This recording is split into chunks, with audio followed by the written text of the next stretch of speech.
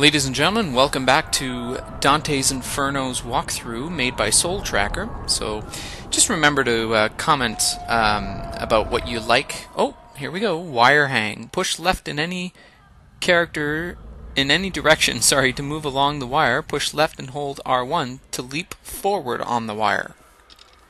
Press X to let go of the wire. We're on our way to Charon right now. And I'll just, rate and comment, but comments are greatly appreciated. Stand aside from those that are dead. Where is Beatrice? She made a very foolish wager. Take me to her! My life, my soul for her return! You fool. Those belong to us already. Now the final crossing. So there it goes. I'm on the Release me. boat with Charon, the ferryman. So essentially, rate and comment. I would really appreciate comments of what you like about the videos, what you don't like. But essentially I'm going to add something new, which I started in my last video, which is essentially creating small little passages as I'm going through the Inferno to the different circles of hell. I would like to create or read off some passages from the actual poem. So if you'll indulge me for just a few moments while fighting is going on, or traveling is going on, then I would definitely appreciate it. Oh, relics. You have found a new relic, Charon's ore. Now if we go to more information about that, you'll be able to see a little bit more info about it. But what I'm going to do is actually share with you a small passage from this section of the poem of exactly where Dante is. And you'll realize how beautiful these words are. And see, so Charon's ore here requires holy level 3 to equip. Absolving enemies and the damned grants additional holy experience. So we will be arming ourselves with this. The relic isn't equipable because you need to be at level 3. So let us keep going. So here is the question that Dante poses to Virgil in regards to the souls that he sees in Limbo, which is essentially where we are right now. He says, "Sweet spirit, what souls are these who run through this black haze?" And he to me, "These are the nearly soulless, whose lives concluded neither blame nor praise.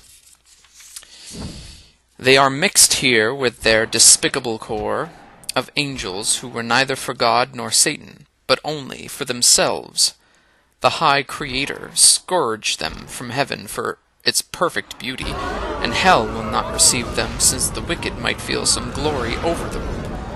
And I, Master, what gnaws at them so hideously their lamentation stuns the very air?"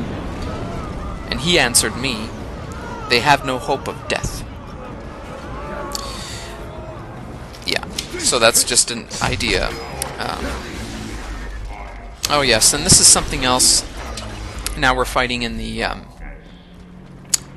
boat itself, which I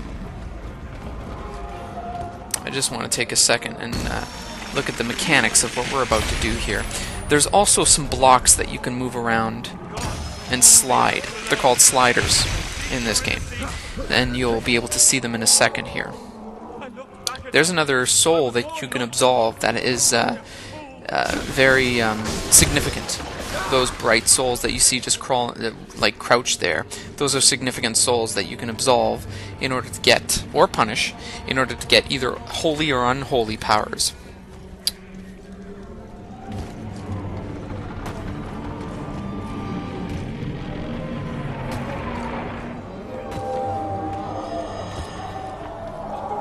A serpent's bite took you from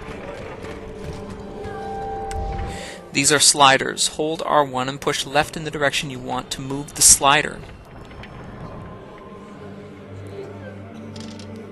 Hold R1 and hold circle to charge the slider. Release circle to shove it forward. The longer you charge circle, the farther it will go. So that's it, and there is a specific way to line this up, and I apologize, it'll take me probably a few seconds to figure it out. We have to sort of push this box on top of the rotating platform that you see just behind the box there. But it takes me a second to figure it out, so bear with me. But in the meantime, I'll read you another passage from this section of the poem, which is basically what Charon says to Dante here. Charon says, or this is the description of what is going on in the poem here at this particular point in the game. There, steering toward us in an ancient ferry, came an old man with a white bush of hair, bellowing, "Woe to you, depraved souls! Bury here and forever all hope of paradise." Now, the way that Charon looks in the game is obviously different. They made him look a little bit more like part of the boat itself and more like a part of the environment, which I quite enjoyed. But anyway, he says, "I come to lead you to the other shore, into eternal dark, into fire and ice. And you who are living yet, I say, begone from these who are dead." But when he saw me stand against his violence, he began again. "By other windings and by other steerage shall you cross to that other shore. Not here, not here. A lighter craft than mine must give you passage."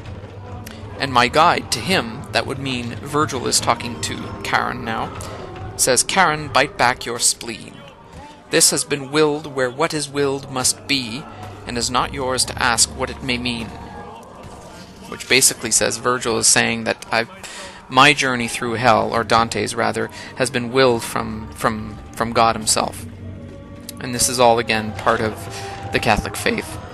And finally, we've gotten that slider over there, and we're going to get this fountain.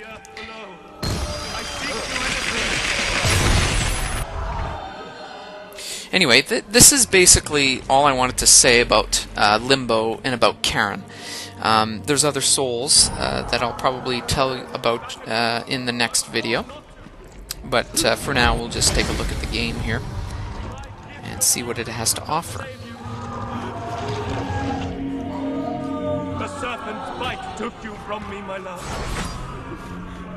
Again, my mistake. I apologize that these videos are not, 100% high definition, or at least 740 or 780. The reason being because it just takes too long to upload these videos to YouTube right now. And so I don't know how I can help to fix that. Maybe I'll try again with Call of Duty when I start Call of Duty Modern Warfare 2 and Modern Warfare 3.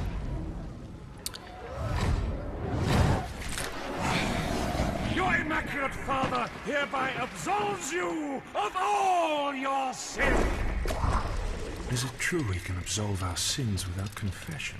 Would a bishop lie? Promise me, you will protect Francesco.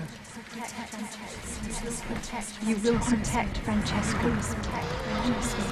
Promise me. Promise me.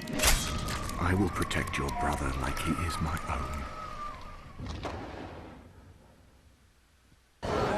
Francesco is basically the brother of Beatrice, which we'll find out about a little later.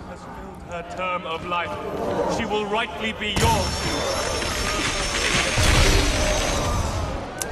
It is quite moving to hear about the personal story of Dante. Orpheus, Greek poet and musician who failed to deliver his beloved from the underworld, denounced for attempting to impede the fulfillment of God's will. Let's try to absolve him, shall we? Please let me see Eurydice one more time. Oh, my Father, deliver me. Please let me see Eurydice one more time.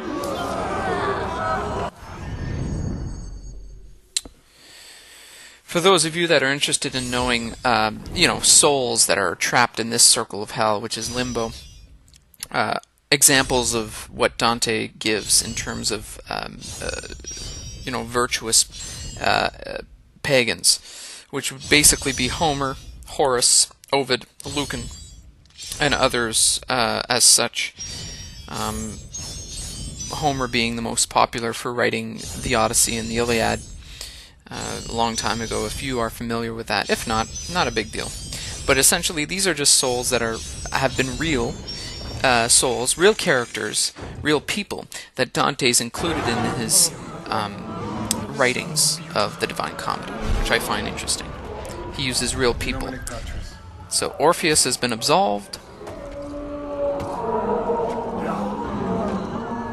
And I believe we're going to end the video here.